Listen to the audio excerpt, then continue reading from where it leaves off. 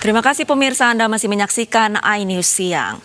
Jumlah pasien positif corona di Indonesia terus bertambah.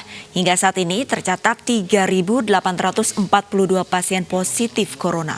Penyebaran corona di tanah air bahkan sudah terjadi di seluruh provinsi di Indonesia.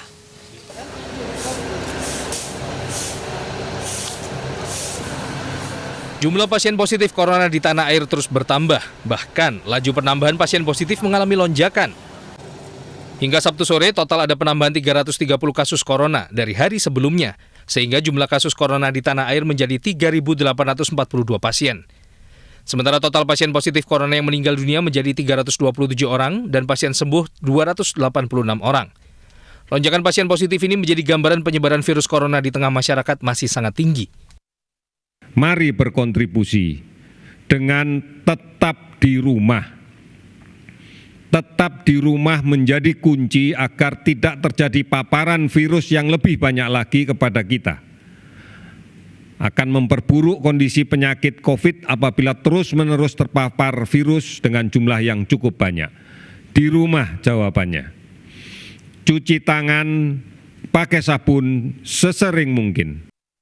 Saat ini kasus positif corona sudah terjadi di seluruh provinsi di Indonesia. DKI Jakarta menjadi provinsi dengan kasus positif terbanyak, mencapai 1.948 pasien dengan 159 pasien meninggal.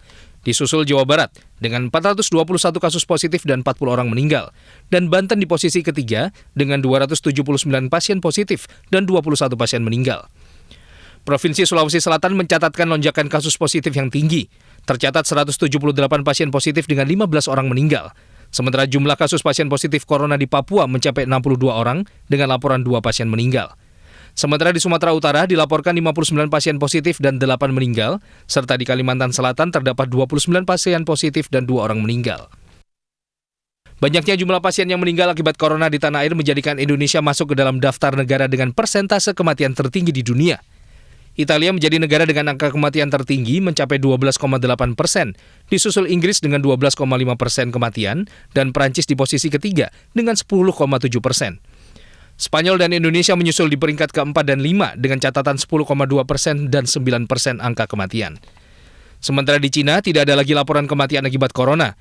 Sedangkan Amerika Serikat mencatatkan angka pasien positif tertinggi di dunia dengan 529.484 pasien positif. Namun angka kematian di negeri Paman Sam masih berkisar 3,9%. Tim Liputan iNews melaporkan.